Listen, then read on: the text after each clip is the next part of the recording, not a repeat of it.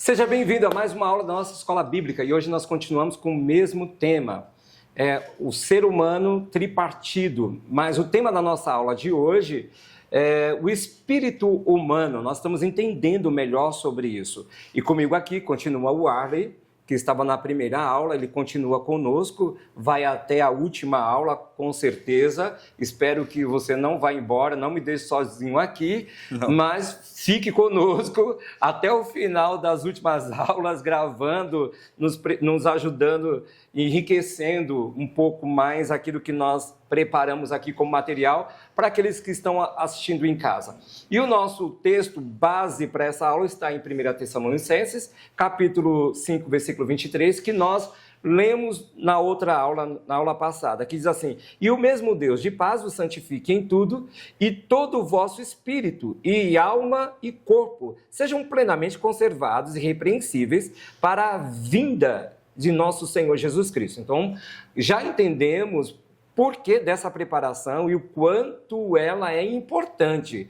Tudo isso é para a vinda de Cristo Jesus. Algumas pessoas dizem que não precisa se preparar para a volta de Cristo, porque vivemos pela graça. É verdade, nós vivemos pela graça, mas a graça, que é Cristo, nos chama para uma preparação. Quando temos que fazer uma prova, seja numa escola, seja no colégio, seja numa faculdade ou em um curso, precisamos de uma preparação, precisamos nos preparar para aquela prova, precisamos nos preparar para um trabalho, fazer um trabalho, apresentação de um trabalho. Então, tudo nessa vida é uma preparação. E nós vivemos aqui como cristãos, nós vivemos aqui nessa terra nos preparando para esse dia, a preparação da volta de Cristo, né? Esse é o fundamento da igreja por completo. E nós hoje vamos falar sobre o espírito do homem. E essa segunda aula nós vamos falar sobre o espírito do homem. O material que nós preparamos diz o seguinte: que o espírito do homem é um ponto de contato com Deus. Ele veio de Deus e ele deseja voltar para Deus, para o seu Criador. É através do meu espírito que tenho consciência de Deus e me relaciono com Ele. Deus é espírito e só podemos perceber Deus no espírito. Esse espírito com E minúsculo. Tem um texto que nós separamos hoje, que está em Efésios capítulo 2, versículo 18, para a gente poder ler para aqueles que estão nos assistindo em casa. Isso mesmo. Efésios 2, capítulo de número 18. Pois, por meio dele, tanto nós como vocês temos acesso ao Pai, e aqui na minha tradução tem uma vírgula que é muito importante, por um só Espírito. Aqui nós estamos falando do Espírito Santo, Bispo Marcos. Claramente o Espírito Santo que nos permite essa ligação. Mas ele permite a partir de que forma? Conectando-se ao meu espírito, que automaticamente tem essa consciência de Deus, tem essa vontade de nos relacionar com Deus. E é por isso que nós voltamos, adoramos, louvamos, erguemos as mãos, temos atos que demonstram o quê? A nossa vontade de estarmos perto, conectados a Deus. Então o Espírito Santo é a fonte motora e motriz que nos move. Afinal, Jesus foi para que ele viesse. E ele veio para quê? Para não só nos convencer do pecado e do juízo, mas também para nos conduzir nesta vida. Na aula passada, você falava a respeito de guia. Então, o Espírito Santo veio para também, principalmente, conduzirmos nesta vida. Afinal, se a gente olhar para esta vida de forma superficial, a gente está totalmente perdido. E é o Espírito, através do Espírito Santo, através do meu espírito, conectado os dois, é que nós voltamos para Deus em adoração, em espírito e em verdade, buscando ao Senhor, nos convencendo a nós mesmos a cada dia de que temos o dever de sermos melhores do que fomos ontem e melhores do que seremos amanhã. Então, isso significa que a minha carne reproduz aquilo que o meu espírito deseja fazer. Então, quando eu levanto as minhas mãos, é aquilo que o meu espírito deseja fazer para o nosso Deus, né? Ele, é como se ele desse um comando para a nossa carne. Eu me ajoelho, é aquilo que o meu espírito gostaria de estar fazendo. Então, a minha carne é impulsionada a isso, né? O meu corpo é impulsionado a isso. Se a gente pensar pela nossa natureza humana, pelos desejos que a gente concebe todos os dias, a pergunta que fica para você que nos assiste, você faria? Livre e espontaneamente? Você faria sem mais, sem menos? O que move você? O que te motiva? Se a gente traçar um paralelo aqui, quando a gente está dentro de uma igreja, dentro de um culto, a gente pratica atos de fé. E atos de fé são diversos que a gente pode descrever. O ato de solidariedade, generosidade, benevolência só é praticado porque eu quero simplesmente, ou porque eu tenho consciência, meu espírito me traz essa consciência, o Espírito Santo atua juntamente no meu espírito, e aí sim, o que eu faço? Eu pratico essas coisas, eu entrego-me a essas coisas, eu me torno uma pessoa mais gentil, eu me torno, como a gente vai ver em outros textos bíblicos, aí a gente vai ver os frutos. Que esses frutos se manifestam como? De que maneira? Por meio do Espírito Santo, atuando no meu espírito, me levando à consciência de quem é Deus e o que eu estou fazendo para Deus. É assim que a gente entende que é formado toda essa cadeia. Então, se você pensar numa corda no início e que ela tem a função de ligar a outra ponta e que ela reverbera nesse meio tempo aqui, fazendo com que uma onda, pensa numa onda sonora, então é esse movimento do Espírito dentro de mim que me leva a fazer ter esses atos. Espontaneamente, voluntariamente, eu e você sabemos que será? Talvez? Não sei, acho que não. Mas o Espírito Santo conhece. E aí, pegando já um ganchinho da aula passada, tudo parte daquilo que eu quero fazer, da minha consciência de esforço e vontade para aquilo que agrada o meu Deus. Eu acho que você, eu, todos nós já pensamos. Eu, vira e mexe, eu estou pensando, eu quero agradar a Deus. E como agradar a Deus? Só em eu pensar isso, só em eu estar com esse pensamento, com esse desejo, com essa vontade de agradar a Deus, de, como eu costumo dizer, fazer Deus sorrir para nós. Então você para e pensa, como é que eu posso usar essas ferramentas de disciplina espirituais para que isso aconteça? Me dobrando, me convertendo, por que não dizer essa palavra, que a gente acha que conversão é só uma vez, a gente está o tempo todo se convertendo para Deus e mudando o caminho. Então você pensando nisso, você está o tempo inteiro se convertendo e procurando ser melhor. Como eu disse, melhor do que ontem e melhor do que amanhã. E aí eu tenho esse meio tempo, então o que eu vou fazer com o meu hoje, que foi algo que você disse interessantíssimo naquela aula. Hoje eu cumpri, então eu cumpri o propósito da perfeição, não falando no perfeito no sentido literal, mas eu fiz o meu máximo, eu me esforcei, eu me doei, eu me entreguei. Eu fiz com que tudo que eu podia fazer, me esforçando ao meu máximo, para que o projeto de Deus, para que isso que eu estou fazendo aqui agora desse certo. Dará certo. A partir do momento que eu aplico esforço, aí eu vou me debruçar em cima de estudos, capacitação e tudo mais. Mas toda e qualquer atuação será sempre através do Espírito de Deus, no meu espírito, que vai me convencendo e que eu vou praticando essas coisas, entende? Então, nisso, aí a gente fecha a questão dizendo que estamos em comunhão e relacionamento com Deus. É diferente. Eu estou em plena comunhão com Deus e relacionamento. E isso é uma prática para o hoje, para o ontem e para o amanhã. Então isso pensa num planner. Planner, acho que todo mundo já ouviu falar num planner. Você tem lá a sua lista de tarefas, não tem? O que você tem que fazer no dia? Hoje eu vou fazer isso, eu vou acordar, vou sair, vou passear com o cachorro, eu vou me exercitar, depois vou trabalhar. Isso tem que fazer parte do planner da tua vida. Amém. No texto que você leu, Efésios capítulo 2, versículo 18, o 20 diz assim: edificado sobre o fundamento dos apóstolos e dos profetas, tendo Jesus Cristo como pedra angular. Né? Eu preciso edificar o meu espírito baseado nos fundamentos corretos. Eu não devo tentar edificar o meu espírito em coisas passageiras, em coisas fúteis desse mundo, que não vai. O versículo 21 diz, no qual todo o edifício é ajustado, né? O edifício ajustado nessa pedra angular que é Cristo, nesse fundamento que é Cristo, nos ensinamentos dos apóstolos e dos profetas, e cresce para tornar-se um santuário santo no Senhor. Quando Paulo fala em 1 Tessalonicenses, capítulo 5, versículo 23, irrepreensíveis, né? Irrepreensíveis, que é aquele que não tem quem possa acusá-lo de alguma coisa. Paulo dá essa instrução para Timóteo, né? No versículo 22, assim, nele vocês também estão sendo juntamente edificados para se tornarem morada de Deus por seu Espírito.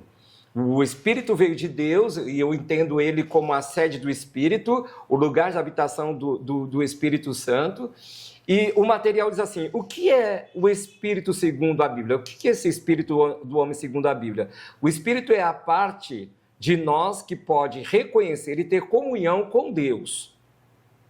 A carne não quer comunhão com Deus. O Espírito quer comunhão com Deus. O Espírito é também o que nos dá vida. Foi aquilo que o Senhor colocou em nós lá no Jardim do Éden, né? Num primeiro homem, numa primeira mulher. O Espírito interage com forças espirituais. Todas as pessoas, todo ser humano tem um Espírito. O material continua dizendo o seguinte, o Espírito é a força que dá vida. No hebraico, a palavra para o Espírito também significa vento ou sopro, né? Que as pessoas confundem um pouco sobre isso. Mas ele soprou sobre nós, ele colocou fôlego de vida, fez uma transfusão, podemos chamar assim, do seu espírito para o espírito do homem, tirou do seu espírito e deu para aquele, você na primeira aula chamou de boneco, daquele projeto inicial, né? Quando Deus soprou a vida no homem, significa que lhe deu um espírito. A partir daí, o homem se tornou uma criatura viva. Uma criatura viva, passou a ter vida. E isso é tão sério que quando o Espírito veio de Deus, e a gente tem que tomar cuidado, porque o Espírito quer voltar para Deus. E existem algumas coisas, que vai ser na próxima aula que nós vamos falar, que pode prender esse Espírito numa eternidade sem Cristo, né? Que é a nossa alma, mas que não é o assunto para agora. Em Gênesis capítulo 2, você pode ler Gênesis capítulo 2, versículo 7, né? Fala sobre algo interessante que você leu na primeira aula, mas nós queremos citá-lo novamente aqui. Então, o Senhor Deus formou o homem do pó da terra e soprou em suas narinas o fôlego de vida, e o homem se tornou um ser vivente. Esse texto, a gente geralmente passa por ele muito rápido, mas quando a gente para se debruçar nesse texto, a gente vai encontrando aqui uma riqueza, profundidade. Nesse texto. Porque você para analisar que Deus desejou, Ele quis, Ele projetou, e o fôlego de vida que Ele já tinha projetado já estava dentro da rota que Deus tinha planejado para o homem. Então, como Deus ele não pode ser surpreendido, então ele já sabia dessa rota. Então ele já sabia como seria isso. E quando a gente para ler o que o autor do Gênesis coloca aqui, a gente entende o seguinte, que quando Deus me forma do pó da terra, Deus vem pela sua vontade, e aí junto com Deus a gente tem que colocar a criação como um todo, a perfeição como um todo. Lá estavam Deus, Jesus e o Espírito. Então a gente fala muito das três pessoas da santidade, da criação, e lá estavam os três. Então você para e pensa, vamos olhar individualmente? Vamos olhar individualmente para cada um de nós? Quando você foi concebido, quando você veio a este mundo, quando você foi gerado no ventre materno, Então pensa no seguinte, lá o sopro de vida já veio através dos seus pais e esse sopro de vida gerou uma outra vida. E dentro dessa vida, o que já veio incluso? Uma gravidez, se você parar para analisar a complexidade dela, a formação dela, não é nada tão simples de ser explicado. Mas lá dentro, Deus já sopra novamente vida. Por isso que nós, criacionistas que somos, defendemos a vida. Em toda e qualquer circunstância, existem discussões aí fora, não é para agora esse tema, mas é algo de se pensar. Que o fôlego de vida, dado por Deus, entendo e penso eu, só pode e deve ser retirado pelo próprio autor. E é tão sério isso que Pedro, Atos capítulo 2, versículo 38, Pedro, quando chama as pessoas, poderia estar lá discussando, pregando, ele se levanta ali na festa de Pentecostes, ele chama as pessoas para o arrependimento. O texto diz o seguinte, Pedro respondeu, arrependam-se e cada um de vocês seja batizado em nome de Jesus Cristo para perdão dos seus pecados e receberão o dom do Espírito Santo. Entende-se que essas pessoas estão longe de Deus. Automaticamente, o espírito dessas pessoas, eles também estão longe de Deus. E aí, o espírito do homem só volta a ter conexão com o Espírito de Deus, com o próprio Deus, se houver um arrependimento dos seus pecados, né? E cumprindo, então, as ordenanças de Cristo. Lógico que o primeiro ponto aí é o arrependimento, né? O arrependimento dos pecados, da vida longe sem Deus, daquilo que estão fazendo, próprio se destruindo, né? Não correspondendo com um projeto divino. E tudo, então isso é tão interessante sobre o nosso espírito, que é sobre isso que essa aula está tratando, o espírito do homem que está no mundo, que está, mergulhado no lamaçal do pecado, como diz as Escrituras, ele se volta para Deus quando essa pessoa ela se arrepende dos seus pecados. Ela se arrepende da sua prática, da sua natureza pecaminosa e se volta para Deus, né? Automaticamente o espírito do homem passa a ter uma conexão com Deus, ele volta a ter uma comunhão com Deus, ele volta a ter uma aliança com Deus. Isso é importante você entender sobre isso, que aquele parente seu que está longe, que um dia possa ter servido a Cristo, seguido a Cristo, ou mesmo que nunca seguiu a Cristo, nunca serviu a Cristo, esses precisam, o espírito deles precisam se voltar para o Senhor. Eles precisam ter uma conexão com o Senhor, eles precisam ter um arrependimento novamente, né? O que você acha? Você acha que o espírito morre? O espírito do homem pode morrer? Jamais. O espírito do homem não tem como morrer. Tanto é que você vê os grandes mártires que nós temos aí como exemplo dizendo isso. Você vê o próprio Paulo dizendo isso, quando ele diz que o espírito está pronto. Pronto para quê? Pronto para voltar para Deus. Ou seja, ele entende que o morrer em Cristo é lucro, é totalmente lucro. É o texto que diz. Agora, algo muito interessante que você cita agora é exatamente o que o texto de Efésios 2:1 vai dizer, que é a nova vida com Cristo. A nova vida com Cristo se dá quando e como? Quando isso acontece. Vocês estavam mortos em suas transgressões e pecados, nos quais costumavam viver, quando seguiam a presente ordem deste mundo e o príncipe do poder do ar, o espírito que agora está atuando nos que vivem na desobediência. Estávamos mortos. E é o texto que diz. Então, quando você vê que o pecado nos matou lá atrás, depois da queda, existiu uma morte. E que com Cristo, essa nova vida com Cristo, nos possibilita essa vamos dizer, ressuscitar. Porque se estávamos mortos nas nossas transgressões e pecados, ou seja, o que sobrou para nós?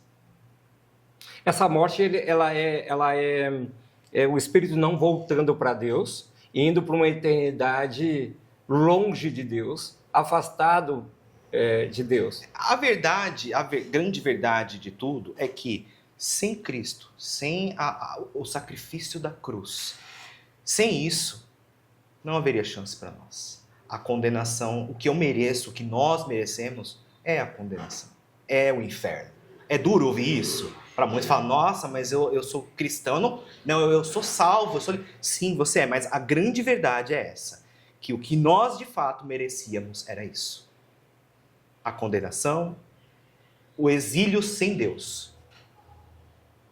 Então, parando para analisar em cima disso, quão sério é quando essa nova vida de Cristo Jesus vem sobre nós, nos encontra, e a atuação do Espírito passa então a atuar em mim de forma completa, absoluta, e eu em parceria com o Espírito Santo, ajudando, cooperando com ele para que isso também aconteça. Porque, pensa, demanda-se muito esforço de um lado e nada ou quase muito pouco do outro, não. Eu entendo que precisa haver um conjunto. E na medida com que eu vou me esforçando, que eu vou querendo, que eu vou melhorando, Deus vai observando, o Espírito vai atuando, as coisas vão facilitando para o meu lado. Em vez de dar ruim, agora vai dar bom. Como dizem muito por aí, a gente precisa entender princípios basilares, básicos, as questões básicas, e eu não estou falando aqui de você fazer grandes estudos teológicos, estou falando aqui de você olhar para o texto sagrado e entendê-lo de uma forma correta, sem usar nenhum tipo de recorte, nenhum tipo de vantagem para si próprio, mas olhar para o texto sagrado, entender o que quer dizer o texto, o antitexto, o pós-texto. E aí você fazer uma leitura completa, absorver essa leitura e em cima disso você orar, você buscar, você querer melhorar. É o que a gente canta muito, que é orando a palavra, orando as escrituras. Agora é orando sobre você. Indivíduo que quer agora ser alguém que agrade a Deus. E essa palavra está sempre na minha cabeça, sabe, Bispo Marcos? Eu estou sempre querendo, falando com Deus, como que eu posso te agradar? Como que eu posso ser melhor para aqui nesse plano, nessa vida? O que eu posso fazer? Como que eu posso agir? Aí a Bíblia vai me dando os caminhos. Vai me dando, aliás, ou um único caminho, que, claro, ele vai se dividindo na medida que você vai vivendo isso em cada situação do seu cotidiano. Então, aí você para e pensa, o Espírito Santo, ele quer atuar em nós, ele precisa atuar em nós de uma forma absoluta e completa. Quando eu viro essa chave dentro de mim, quando eu entendo que ele quer fazer isso ao meu favor, ao meu benefício, então eu também vou cooperar, facilitar isso para que as coisas fiquem melhor. Então, você deixa de ser uma pessoa que olha só de forma individual para aquelas questões da vida e passa a enxergar a vida de outra maneira. E o enxergar a vida de outra maneira é enxergar o teu próximo. Afinal, Deus é relacionamento e quer que nós nos relacionemos com Ele, mas também Ele quer que nos relacionemos com pessoas. Que legal! Eclesiastes 12, versículo 7 diz assim: o pó volte à terra de onde veio e o espírito volte a Deus que o deu. Essa é a vontade de Deus e essa tem que ser a minha e a sua vontade. Que o seu espírito volte para Deus. Então, como falamos na primeira aula, se esforce para isso. Nós damos dicas aqui. Leia a palavra, busque um relacionamento com o Senhor. Você tem um guia, que é o Espírito Santo, e ele pode te ajudar nisso. O seu espírito veio de Deus e ele quer voltar para Deus. E eu espero que você faça isso hoje, que você tome uma decisão, que você possa entregar a sua vida para Cristo. Mas você pode me perguntar, mas eu já entreguei. Isso é constante, todo dia eu preciso entregar a minha vida para Jesus. Todos os dias eu preciso dizer, eis-me aqui, Pai, perdoa-me, santifica-me, em tudo, no meu corpo, na minha alma, no meu espírito. Chegamos a mais uma aula da nossa escola bíblica. Eu espero que você tenha aproveitado o máximo dessa aula. O Ari vai estar comigo na próxima aula, desde já agradeço por esse tempo, mas ele vai voltar aqui, nós estaremos juntos na próxima, e eu tenho certeza que será de grande valia para mim, para nós, para você que está aí, em nome de Jesus. Tchau, até a próxima aula.